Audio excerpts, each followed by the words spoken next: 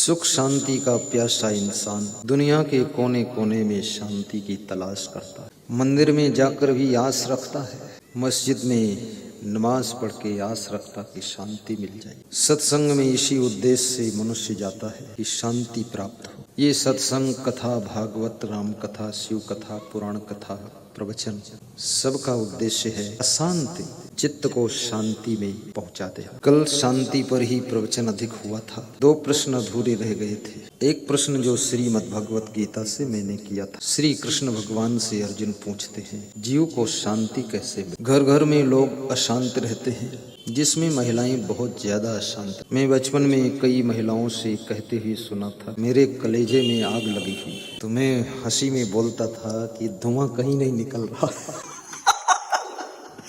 तो बोलती थी, तुम न बोला करो बीच में। तो हमने कहा, बीच में नहीं बोलेंगे तो आग सब जला के राख कर देंगे, हम बीच में आके थोड़ा बुझा देंगे। तुम्हारी बात से और आगे बढ़त है। मैं मजेदार बात बचपन से करता था।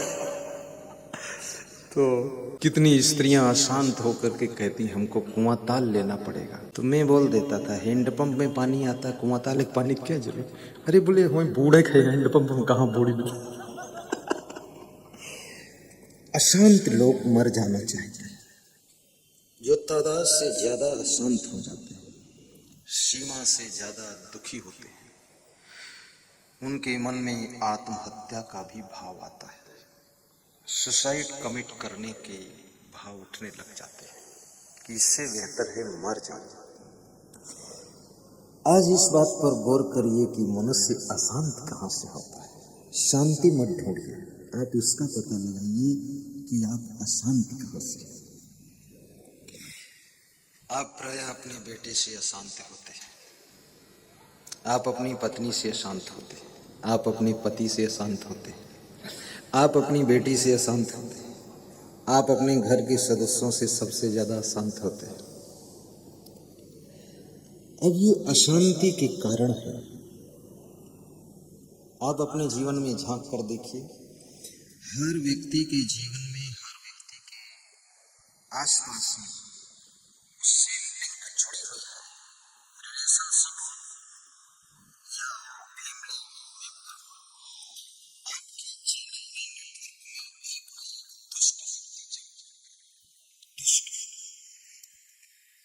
अगर घर में कोई दुष्ट नहीं है तो दामाद दुष्ट मिल जाएगा, बहुत दुष्ट मिलेगा। बोलेगा नहीं, मोबाइल नहीं उठाएगा, तुम जाओगे बेटी के यहाँ तो निकल कर वो चला जाएगा, दुष्ट मिलेगा। या तुमको बहुत दुष्ट स्वभाव की मिल जाएगी, या सासू आतंकवादी मिलेगी। बहुत खतरनाक है मामला।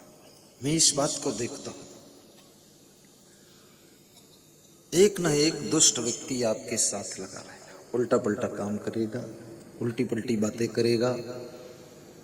समझाओगे तो सुनेगा नहीं, कुछ नहीं कहोगे सब बिगाड़ देगा, बिगाड़ने मना करोगे तो अपने को बिगाड़ देगा, नहीं समझाओगे तो फिर उपद्रव मचाएगा, डांटोगे तो जहर खाने की धमकी देगा, और थप्पड़ मार दोगे तो मर जाएगा। अब इस सत्संग में जाने को कहोगे तो कहेगा हमको पूरा ज्ञान है, जो महाराज सुनाते हो हमको सब पता है। बहुत नालायक है। अब इसको कैसे सुधारोगे? ज्ञान का अर्थ ये नहीं है कि जानकारी होना, जानकारी को ज्ञान नहीं कहते। ज्ञान किसे कहते हैं? श्री कृष्ण भगवान ने श्रीमद् भगवत गीता में 5 श्लोक ज्ञान के बताए। देखिए ज्ञान क्या है। गीता को याद कर लेना और श्लोक बोलना, पुराणों को याद करना, कबीर के दोहे याद कर लेना, बोलते रहना, ये भी ज्ञान नहीं है। ज्ञान क्या है? प्रवचन देना, ये भी ज्ञान नहीं है ना। प्रवचनों लभ्यो, और भाषण देना, कथा सुनाना, ये भी ज्ञान नहीं है। ज्ञान क्या है? वो अलग चीज, वो भी महाराज जी ने थोड़ा बताया था कि सरलता। तो ज्ञान की परिभाषा आज बताता हूं। तुम प्रवचन नहीं कर रहे हो लेकिन तुम भी ज्ञानी हो सकते हो। और मौन रहना भी ज्ञान नहीं है ना। कोई सोचे कि हम चुप पे बैठ रहे हैं, हम बहुत ज्ञानी हो गए। गुरुदेव ने कहा है कि प्रवचन देना ज्ञान नहीं, तो हम चुप बैठे तो ये ज्ञान हो गया। ये भी ज्ञान नहीं है। ज्ञान क्या है इसको बताता हूं। अमानित्वम, आदम्भित्वम, अहिंसा, शांति, आर्जवम, आचार्योपासनम,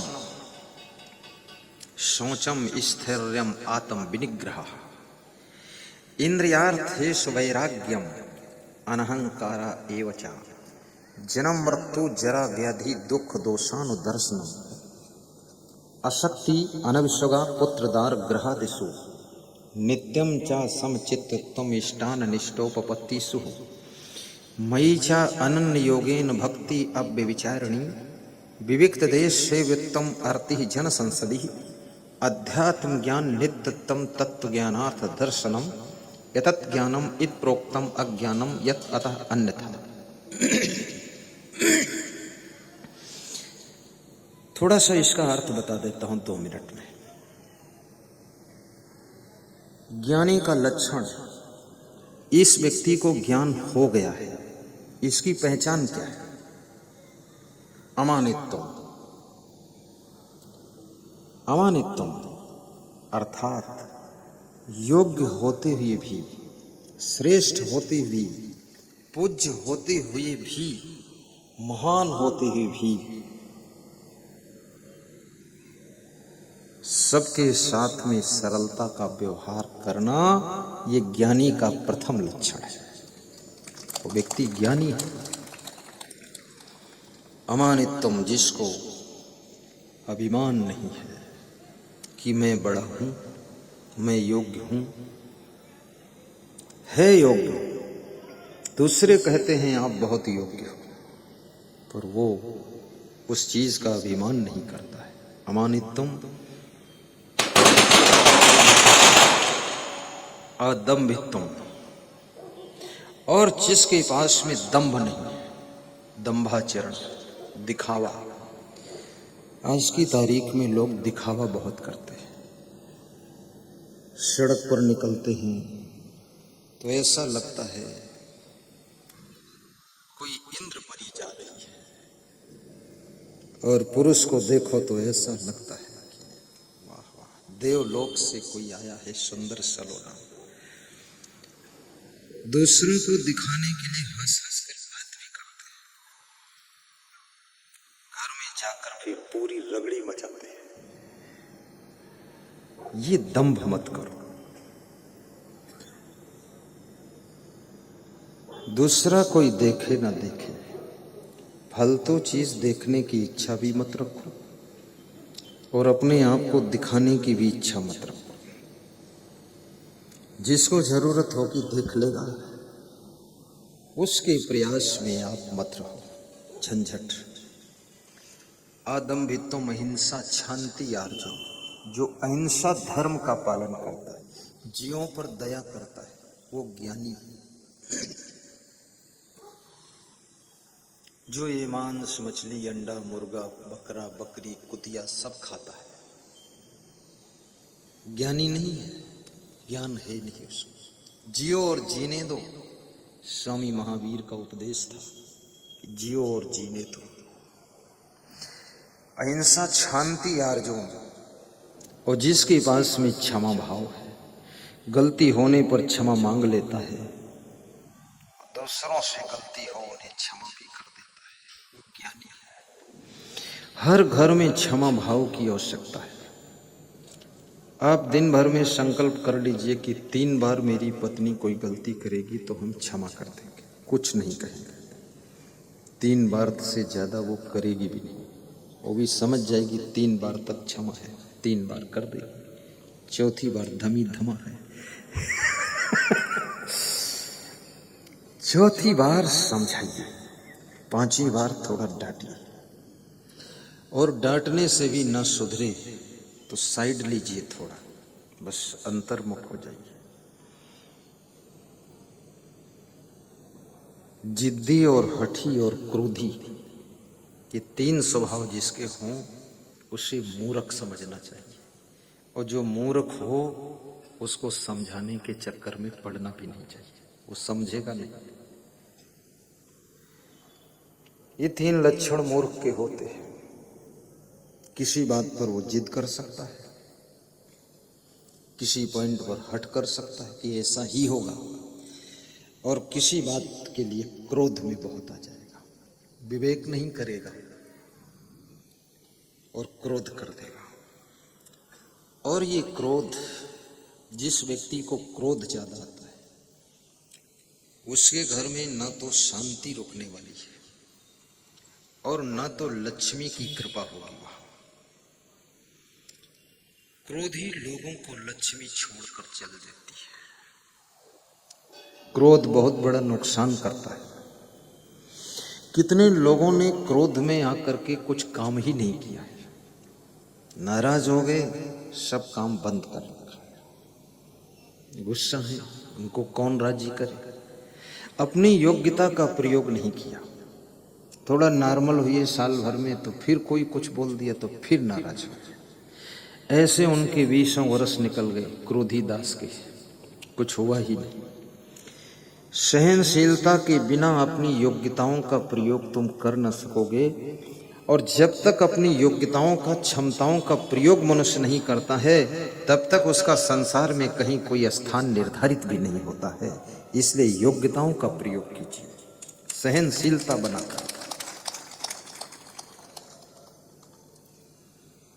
गम खाने वालों की जिंदगी की गम मिट जाती है, जो गम नहीं खाते हैं वे खुद मिट जाते हैं। और गम खाने से तुम छोटे नहीं हो जाओ। पति पत्नी के बीच में किसी की हार जीत नहीं होती है, दोनों शरीर दो हैं लेकिन एक साथ जुड़े हुए हैं। पति की हार पत्नी की हार है, पति की जीत पत्नी की जीत है। कितने पति पत्नी आपस में हार जीत का युद्ध करते रहते हैं, तर्क वितर्क बातों में, पूरी वकालत कोर्ट बना दिया घर को। जहां पर तर्क वितर्क कुतर्क शांत हो जाते हैं वहां पर प्रेम की शुरुआत होती है। बकवास बंद कीजिए, उन चीजों को प्राप्त करने का प्रयास कीजिए जिनको पाने के बाद मन तृप्ति को एहसास करता है। आर्जवम का अर्थ होता है सरलता। जिनके मन वाणी स्वभाव में सरलता है वो ज्ञानी होता है। सरल बनो, जटिल स्वभाव मत बनो, एडजस्ट करना सीखो।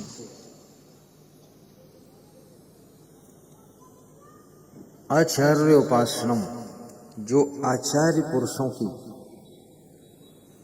ज्ञान देने वाले गुरुदेव की उपासना करता है, भक्ति करता है, चरण छूता है, आरती करता है, वंदना करता है, पूजा करता है, माला पहनाता है, फूल अर्पण करता है, श्रद्धा भाव समर्पित करता है, वह व्यक्ति ज्ञानी है। आचार्य उपासनम, जो आचार्य की उपासना करे। शौचम, और जिसमें पवित्रता है, शुद्धता है, सफाई है, जिसका मन भी शुद्ध है, वाणी भी शुद्ध है और स्वभाव भी अच्छा है, घर में भी पवित्रता है, गाड़ी भी शुद्ध पवित्र साफ है, जिसका भोजन भी शुद्ध पवित्र है, ऐसा वैसा खान पान नहीं, शाकाहारी भोजन, अल्पाहारी भोजन, फलाहारी भोजन, दूधाहारी भोजन। 24 घंटे में थोड़ा फल भी खा लीजिए, और सबसे सस्ता फल, भोजन के बाद एक केला खा लिया करो, सब हजम करेगा। सवेरे 1 मूली, 2 गाजर, 1 टमाटर, थोड़ा थोड़ा टुकड़ा काट के छोटा छोटा, हरी मिर्च टुकड़ा काट के सेंधा नमक मिलाकर चबा चबा कर नाश्ते में 7 दिनों में, सप्ताह में 5 दिन खा लो। पेट में भूख लगेगी, पेट भी कम होगा, वेट भी कम होगा, डाइजेशन सिस्टम स्ट्रांग होगा, कब्जियत खत्म होगी, ताजगी लगेगी, बुद्धि का स्मरण बढ़ेगा। जब तक भूख न लगे भोजन मत कीजिए, कम से कम खाकर भी देखिए। अधिक कठोर श्रम करते हो तो थोड़ा भोजन की खुराक बढ़ाना पड़ेगा। यदि हार्ड वर्क नहीं है, स्मार्ट वर्क आपके पास है, भोजन बहुत कम लीजिए। शौचम और भोजन पवित्र बनाइए, शुद्ध बनाइए। कितने घरों में पवित्रता की बहुत बड़ी कमी है, गंदगी बहुत है, बिना हाथ धोए आटा मार दिया जाता है, बीच में पसीना आया मस्तक में पहुँच लिया और उसको भी आटा में मार दिया जाता है। पति बोलता है कुछ रोटी में नमकीन जैसा लग रहा है, तो पत्नी बोलती है इसमें नया आइटम पड़ा हुआ है, खा लीजिए। कई बार रोटियों में बाल निकलता है, पति अपनी पत्नी से प्रेम तो करता है लेकिन एक बाल से उसको नफरत हो जाती है कि बाल क्यों। भोजन में बाल नहीं गिरना चाहिए, बाल को गंदा माना जाता है। सब्जी भी ठीक से काटिए, उसमें कीड़े देखकर काटिए, कीड़े मकोड़े जल्दबाजी में काट कर मत पकाइए। दाल चावल में भी ठीक से चेक कीजिए, कीड़े तो नहीं। आटा खुला छोड़ दोगे तो उसमें कीड़े पड़ जाएंगे, नमी जहाँ आएगी, उसको भी अच्छी तरह रख रखाव कीजिए। मूर्खा यत्र न पूज्यन्ते धान्यम यत्र सुसंचितम दाम्पत्य कलहो नास्ति श्री स्वयं आगता। जिसके यहाँ मूर्खों का सम्मान नहीं होता है, बुद्धिमान का आदर होता है। अन्न के एक एक दाने को संग्रह करके संभाल कर सुरक्षित रखा जाता है। जिस घर में दंपति जीवन में कलह कलेश नहीं होता है, उस घर में लक्ष्मी का निवास रहता है। आपस में लड़ने वाले लोग लक्ष्मी विहीन हो जाते हैं। शौचम स्थैर्यम, जिसका चित्त स्थिर है, चित्त चंचल नहीं है, वो ज्ञानी है। आत्म विनिग्रह, जिसका मन और इंद्रियां ये निगृहित हैं, बस में हैं, वो ज्ञानी है। इस तरह से 5 श्लोकों में ज्ञानी के लक्षण बताए गए। और बिना ज्ञान को प्राप्त हुए शांति नहीं मिलेगी। श्रद्धा लभते ज्ञानम तत्परः संयतेन्द्रियः ज्ञानम लब्ध्वा पराम शांतिम अचिरेण अधिगच्छति। श्रद्धावान व्यक्ति को ज्ञान प्राप्त होता है, और जिसको ज्ञान प्राप्त होता है उसकी इंद्रियां संयम में बंध जाती है, और वह व्यक्ति इंद्रियों को जीत लेता है। जिसकी इंद्रियां वश में हैं तो समझ लेना उसे ज्ञान हो गया है, ज्ञान प्राप्त कर लिया है, ये उसका प्रमाण है। और जिसमें चंचलता है वो अज्ञानी है। और तत्पर है, जो अपने आत्म कल्याण के लिए तत्पर है, भक्ति के लिए तत्पर है, सत्संग के लिए तत्पर है। आज मनुष्य संसार में कितना भूला हुआ है। कितने लोग तो अपने शरीर के लिए भी जागे नहीं है, शरीर के लिए भी सो रहे हैं। माया मोह में पड़ करके शरीर का स्वास्थ्य खो दिया है।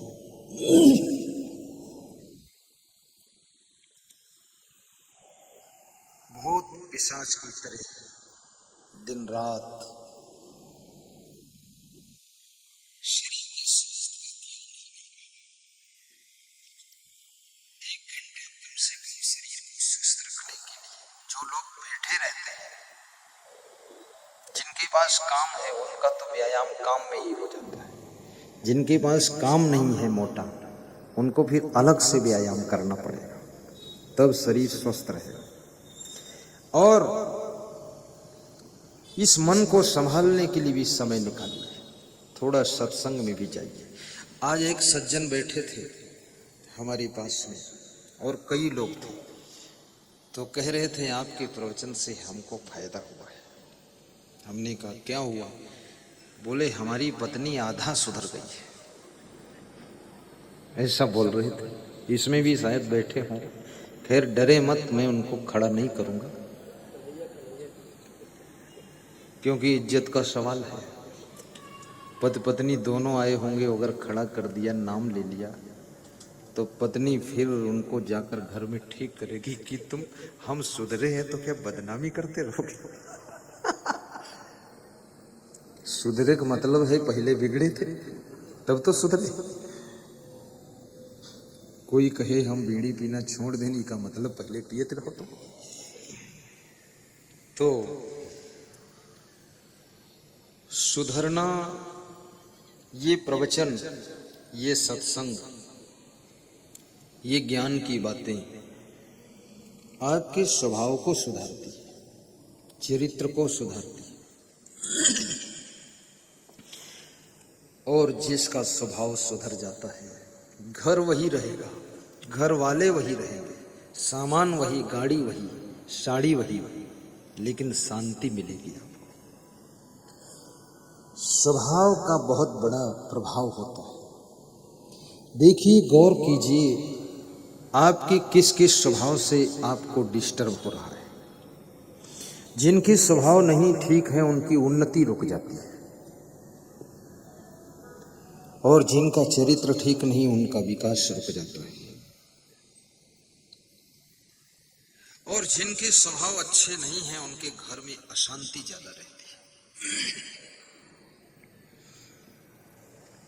और वो सज्जन ये भी कह रहे थे कि हमारे में भी परिवर्तन आया है। अब मैं घर जाता हूँ, वहां कुछ इधर उधर पड़ा वड़ा मिलता है तो मैं खुद सुधार देता हूँ उसको।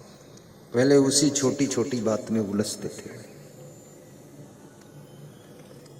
थोड़ा स्वयं भी सेटिंग कर लिया करो, 5 मिनट पे सेटिंग हो जाएगी।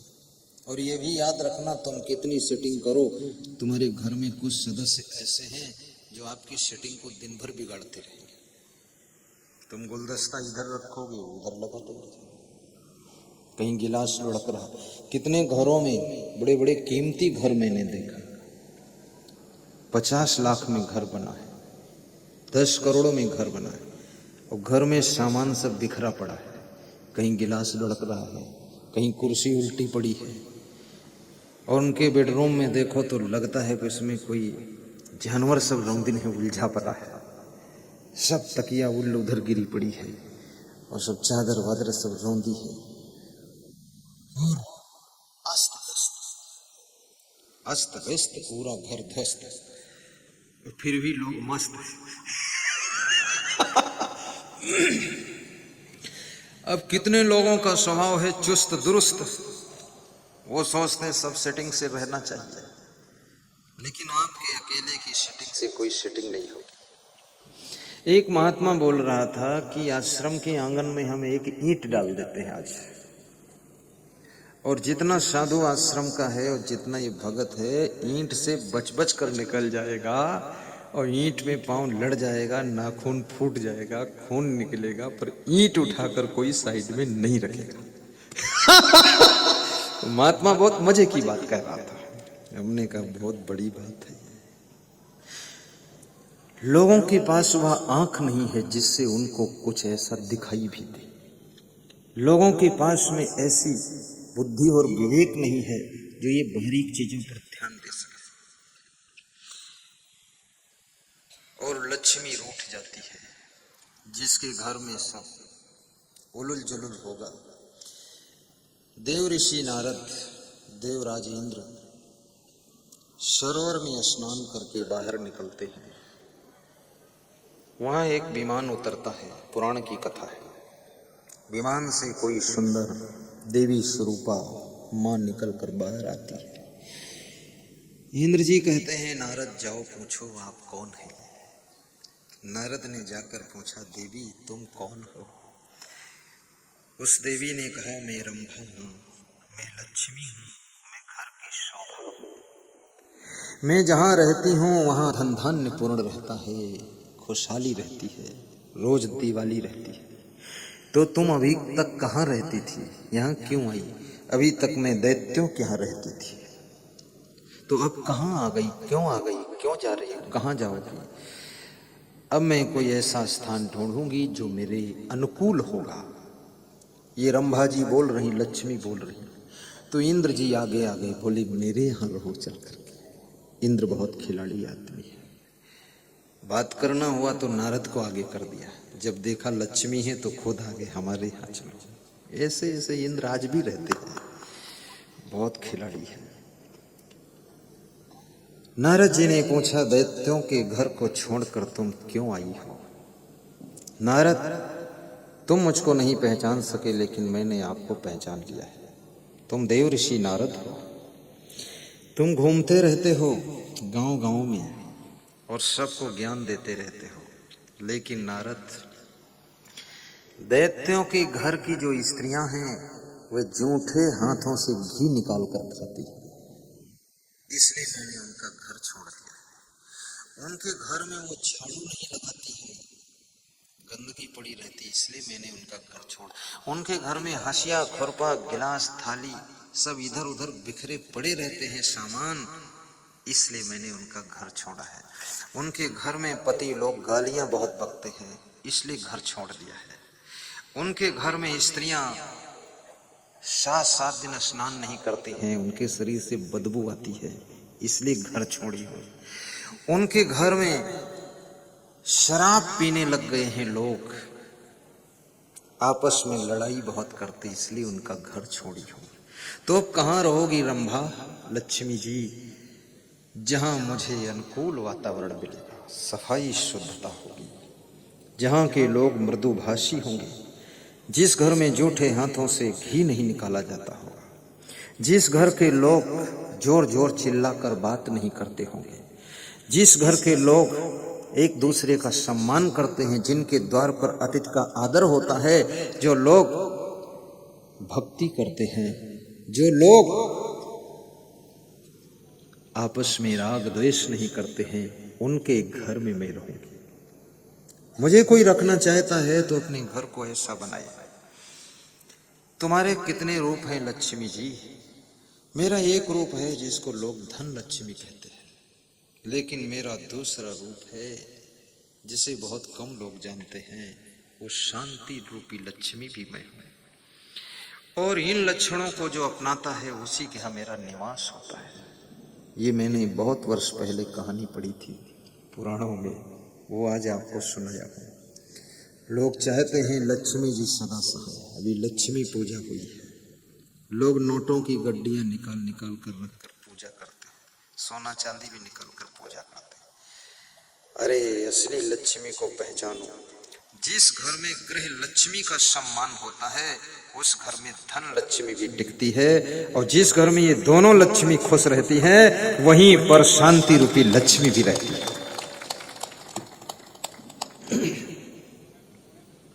इन नोटों की गड्डियों की पूजा करने से काम नहीं चलेगा, आपकी गृह लक्ष्मी भी खुश रहनी चाहिए।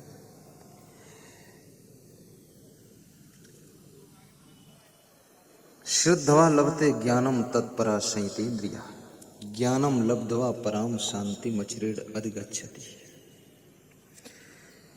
कृष्ण कहते हैं जिसको ज्ञान प्राप्त हो जाता है उसे फिर शांति प्राप्त होती है।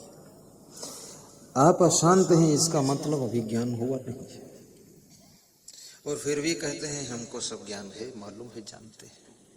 कहाँ ज्ञान हुआ है? ज्ञान हो जाता तो बहुत शांति दिखाई देती, और शांति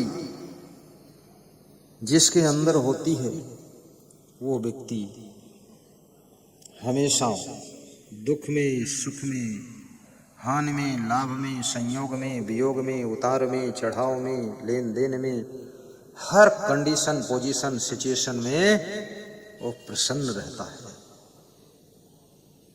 प्रसन्नता तुरंत समझ लेता है अब क्या करना है। व्यापार की हानि भी उसको दुखी नहीं कर सकती है, धन की हानि उसको घायल नहीं कर सकती है। परिवार का कोई सदस्य मृत्यु को प्राप्त हो गया है, वो भी उसकी आत्मा को विह्वल नहीं कर सकता है। वो समझता है, ज्ञान है कि ये मृत्यु लोक है, यहाँ किसी का शरीर अमर नहीं है, सबको एक दिन जाना है, सबका वियोग होना है। संयोग है तो वियोग होगा ही, दिन है तो रात होगी ही, जहां लाभ है वहां कभी हानि होगी ही। ये सब जोड़ा है। तो आज का प्रश्न है, महात्मा विदुर से महाराजा धीराज धृतराष्ट्र ने पूछा है कि वे कौन से लोग हैं जिनके घर में लक्ष्मी का निवास रहता है। विदुर जी कहते हैं उनके घर में 5 बातें हुआ करती है। कौन कौन 5 बातें विदुर बताइए, वर्णन कीजिए।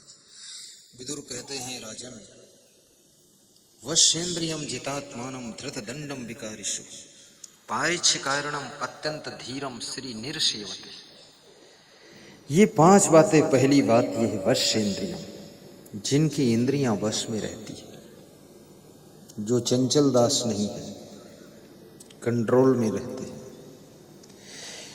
जिसकी आंख भी कंट्रोल में है, कान भी कंट्रोल में है। ये छोटी छोटी इंद्रियां आपके नियंत्रण से बाहर होती हैं, बहुत खतरा पैदा करती हैं। आंख से क्या देखना चाहिए, क्या नहीं देखना चाहिए, किस अंदाज में देखना चाहिए, किस भाव से देखना चाहिए, कान से क्या सुनना है, क्या नहीं सुनना, ये डिसीजन है। ये कौन डिसीजन नहीं लेगी, आप लेंगे। जीवा से क्या बोलना है, कब बोलना है, कब चुप रहना है, ये डिसीजन आपका लेना है। और मनुष्य की जितनी इंद्रियां हैं, सभी इंद्रियां आपके जीवन जीने में सहायक है। कर्म इंद्रियों को ज्ञान इंद्रियां मदद करती है। तो जो इंद्रियों को वश में रख लेता है, और सबसे खतरनाक इंद्री जीवा है। खाने बैठो तो ये स्वाद की वशीभूत होकर ज्यादा खिला देती है, और बोलने जब इंसान चलता है तो इतना ज्यादा बोल जाता है कि घर में पूरा विस्फोट हो जाता है। बोलता भी बहुत है। इसलिए जीव के पास में 2 डिपार्टमेंट है। नंबर 1 बोलने का, नंबर 2 स्वाद लेने का। और डबल विभाग संभालने वाली ये जिह्वा, ये ज्यादातर लोगों की बेकंट्रोल है। कितने लोग तो बहुत लालच में खाते रहते हैं, और जीव से जो गिर गया वो अपनी जिंदगी से गिर जाता है। जीव बहुत मेन चीज है। ये जीव जिसकी नहीं संभली वो कभी जननेंद्रिय को बस में नहीं कर सकता। जिह्वा का लंपट कभी भी त्याग से नहीं रह सकता है, वैराग्य से नहीं रह सकता है। और जिसकी जिह्वा नियंत्रित नहीं है वो शांति भी नहीं पा सकता है। वो एक ही बात ऐसी बोल देगा जिससे पूरे घर में उपद्रव खड़ा हो जाएगा। बड़ी विचित्र बातें हैं।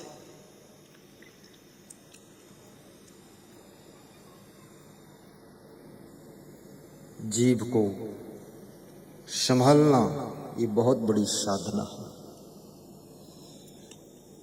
नाराज न हुआ करो, समय को बर्बाद न किया करो, धन की फिजूल खर्ची न किया करो, जहाँ आवश्यक है खर्च करना वहाँ कंजूस न बना करो, बुरे कार्यों में खर्च करने के लिए आगे मत बढ़ा करो, अच्छे कार्यों के लिए दोनों हाथ खोलकर खर्च भी किया करो।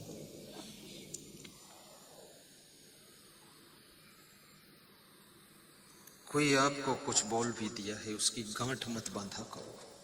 कितने लोग गठान बांध कर बैठ जाते हैं और ऐसी गांठ बांध लेते हैं, फिर 10-20 साल के लिए फुर्सत है उस गांठ को भी खोलिए। क्योंकि जिस विषय पर नाराजी हुई थी वो आदमी अब बदल चुका है, काफी चेंज हो गया है। और मनुष्य उसी का नाम है जो हर घंटे बदलता है। सुबह, दोपहर, शाम, रात्रि, ये टाइमों में परिवर्तन होता है। आदमी का नेचर चेंज होता है। सुबह जो लोग आपको मुस्कुरा कर मिलते हैं, दोपहर में थोड़ा सा मुंह फुला कर मिलते हैं, शाम को फिर हंस कर मिलते हैं, और रात में पैर छू करके कहते हैं जो कुछ हो आप ही हो और कोई नहीं है। और सुबह फिर गुस्सा में बैठे हैं, मन में नाना प्रकार के विचार उठते रहते हैं। जो जो विचार जिस तरह का नेगेटिव पॉजिटिव आता है उससे प्रभावित होकर के उनके चेहरे पर भाव भंगिमाएं झलकने लग जाती हैं। इसलिए आदमी का स्वभाव भी बहुत जल्दी जल्दी चेंज होता रहता है। तुम समझते हो ये वही है, वो वही नहीं है। राजस्थान के एक भक्त कह रहे थे, मेरा बेटा अमेरिका में है, 3 लाख रुपए महीने पाता है, लेकिन मेरी ओर से मैं उसको बेटा कहता हूँ, वो अपनी ओर से अब मुझको बाप नहीं कहता है। तो मैंने कहा क्या कहता है फिर? बोले कुछ नहीं कहता है, मैं फ़ोन करता हूँ बेटा ठीक हो, तब वो कहता है बिल्कुल ठीक हूँ, और वो फ़ोन भी कम लगाता है। तो मैंने कहा अब बेटा किसी दूसरे का भी हो चुका है, अब उस पर से अधिकार धीरे धीरे कम कर लीजिए, संतोष कीजिए, उस माल का मालिक कोई दूसरा बन चुका है, तुम ज़्यादा टेंशन मत लीजिए। बहुत दुनिया के अंदर माया मोह भरा हुआ है, थोड़ा मोह से मन को हटाना भी सीखो। आखिर मृत्यु सबसे तुमको अलग कर देगी, इसलिए जीते जी मन को कमल की तरह रखो, रहो साथ में, करो काम सब ठीक ठाक, लेकिन उसमें डूबो मत, व्यथित मत हो, दुखित मत हो। अपने आप को दलदल से ऊपर उठाना भी सीखो, ये जीने की कलाएं हैं। इस किचकिच में, कले कलेश में कितने लोगों की जिंदगी सब जीरो पर चली गई है, कितने लोगों की पूरी जिंदगी सब रोते धोते और चिल्लाते हुए निकल गई है। इस जीवन को दुख में मत डुबा कर रखो।